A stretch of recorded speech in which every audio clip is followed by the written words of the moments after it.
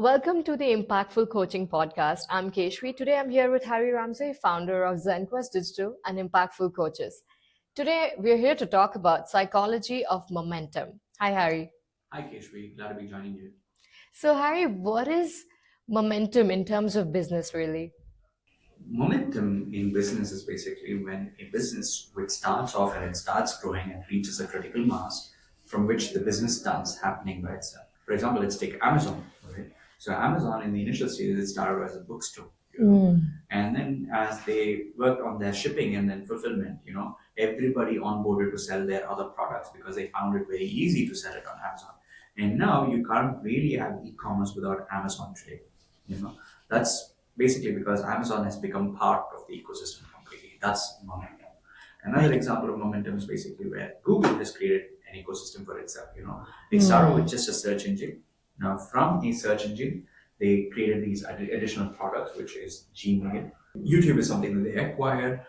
Gmail is something that they built. They created Google Chrome, and they made Google a default ecosystem, So now what ends up happening is people can't think twice before using Google for anything for that matter, right? So that's another example of momentum. Now I'm sharing these from an example of a Fortune 500 company, right? So similarly, what ends up happening is momentum can happen for small businesses also, right? So momentum happens for small businesses when they start getting initial business, organically from here and there and all of that.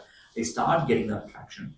And after a while, once they've reached their traction, they are the most respected or known person in the industry. So the growth happens by itself, They have an excellent team. The excellent team basically fulfills most of their responsibilities and they are getting new business. And then the business happens by default, organically. There's a couple of people coming in on a regular basis. So when all of these happens, you can say the business has built momentum. So, Harry, I love what you just shared. It is so important. And I think it's very similar to what Apple did. Now when you buy one Apple product, your entire universe becomes full of Apple products, from watches to phones to laptops, all of it. And it's just so much more convenient. While not everyone can be as successful as Apple, it is important for us to know or to understand that we need to celebrate small wins. Why do you think small wins matter so much? I like that you brought up Apple as an example, Now, again, many of these products, what they do is they create habit-building products, which naturally create the momentum that they want for themselves, right? So Apple has basically designed their product specifically such that life is so much easier if you have an iPhone, if you have a Mac, if you have AirPods, and then you have the iPad. Yep. All right. Yeah. That's how they've created it. All right. So as a result, people can't do without it. That's how they have built it. Yes. But even Apple, to begin with, didn't start there. They started very small with a Mac. Fair enough. Yes. Right. Yes. So when Microsoft Windows was being created and Microsoft Windows just had this DOS-based interface, Apple was the first one to pioneer the what you see is what you get desktop computer, So you can actually go and navigate in the desktop and you can click on different icons and different applications would open up, So that's the start. Yep. Now, coming to small wins, every single step that you take in the journey, so they say a journey of 1,000 steps starts with a single step, As you start taking these steps, you have to learn to celebrate those small wins and whenever you reach every single milestone. Because every small win is basically validation. Yep. If you look back, people at one point of time were happy with an iPad and a BlackBerry. Yep. And that's when came the iPhone. All right. And the iPhone took the market by surprise.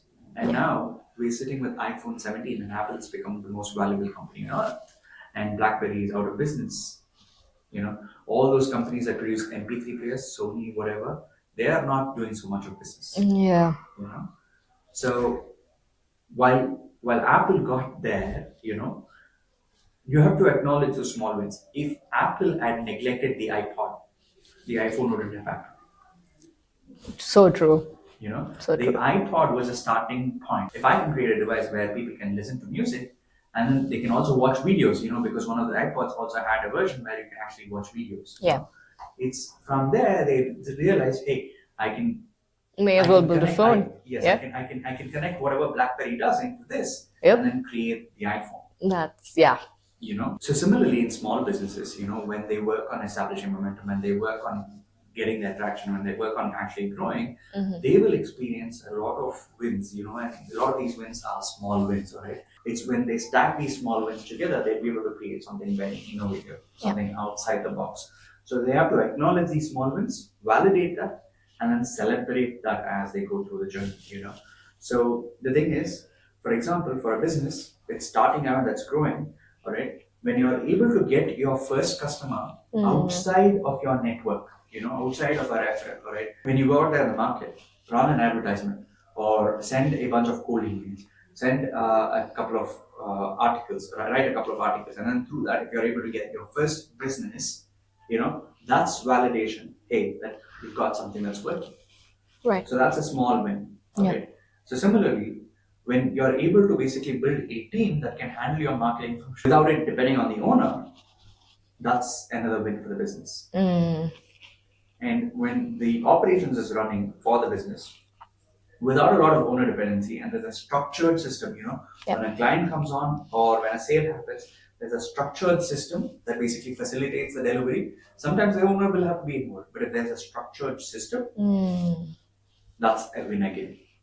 So it's when you stack these wins one on top of another, is when you basically create the momentum that's necessary for a successful business. Correct. But Harry, I've also noticed that with, even after celebrating these small wins, even after being so consistent, this can still get exhausting and it can take a lot of time. And meanwhile, because of all this, you keep telling yourself that I'm trying so hard, but you lose that confidence, that motivation. So, how do you gradually build that confidence over time? Well, to build confidence, I agree, as you're working on many things, what ends up happening for most founders is it can get pretty exhausting and they may feel like they're heading nowhere and then they're stuck, So it always helps to talk to someone, it always helps to talk to someone about, hey, I'm doing these activities in my business. Let's review whether these activities are actually giving meaningful outcomes or not. Right? Now, for some people, they have a business partner or they have a co-founder, or for some people, they have their own wife or their own significant other, it could be wife, husband, or whatever, or sister, that they could talk to about the business. All right. So for some people, if they don't have anybody, they might as well use a coach, or a consultant of some sort, where they can actually review the business's numbers, review all the different things that they're doing in the business to see whether they're making progress. All right. Now, as they measure the progress they're making, then they'll be able to say, hey, if this is working to this level, can I double down on this? Or can I cut this out? I really don't like it. This is pretty exhausting and it's not working out. So let me cut this down, but let me do something else, So that insight can create confidence.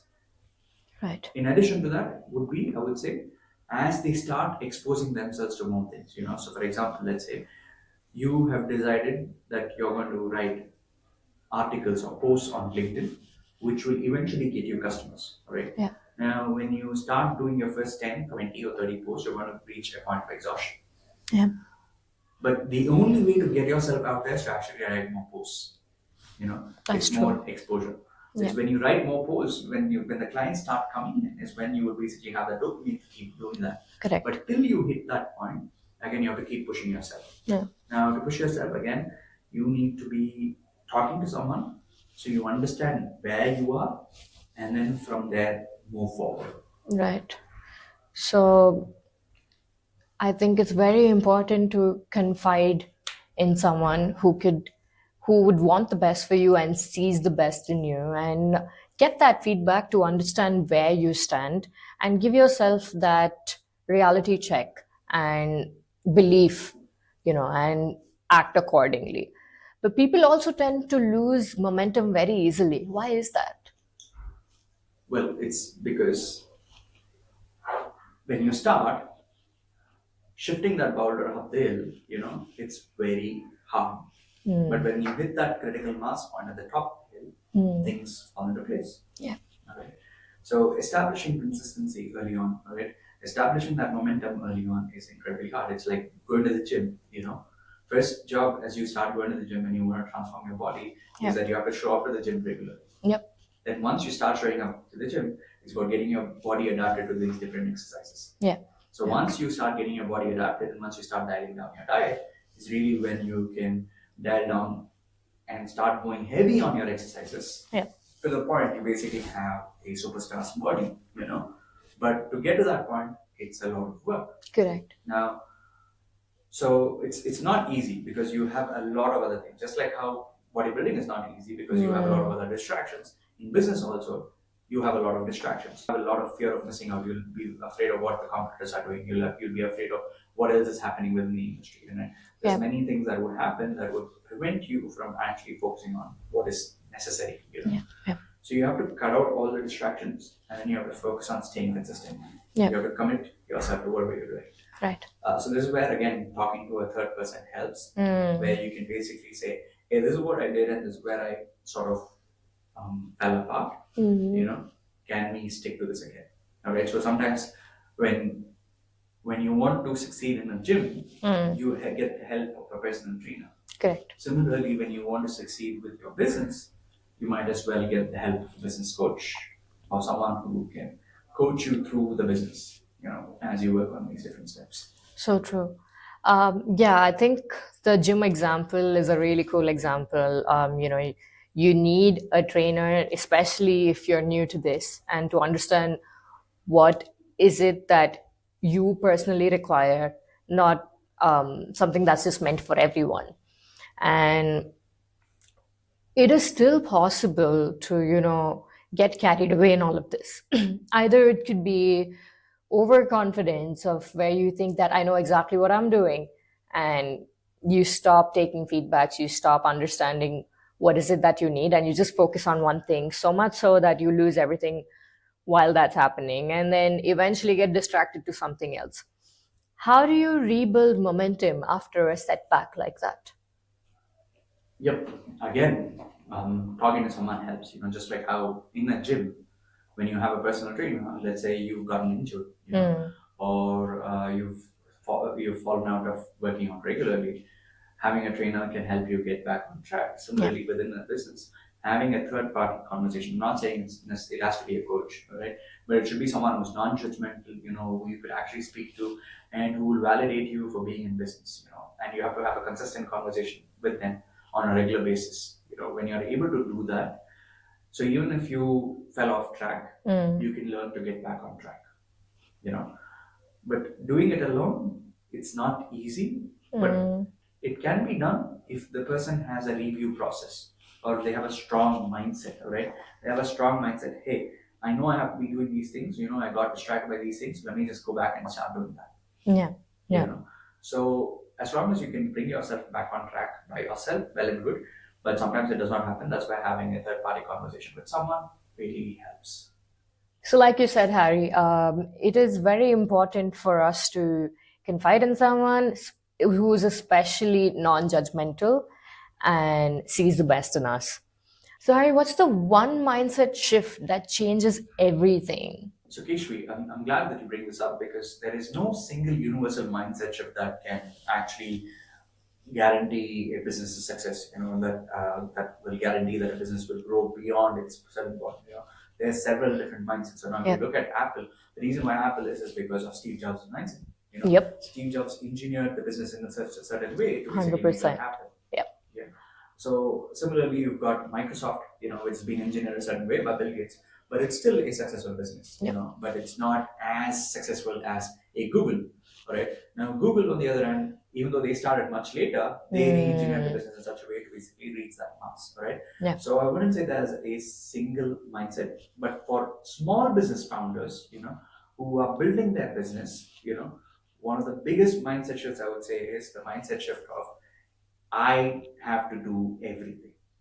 They have to let go of the mindset that I have to do everything. They have to understand business is not a one-man army. Yeah. Business is the result of a highly effective, powerful team and a highly effective set of systems and processes. They don't have to do everything to build the team and build the processes. Yeah. If they create a system to make that happen, the business will grow. Yeah. All right. Let go of that founder's mindset that I have to do everything because I am the one that's perfect at doing everything is the one that needs to be kept.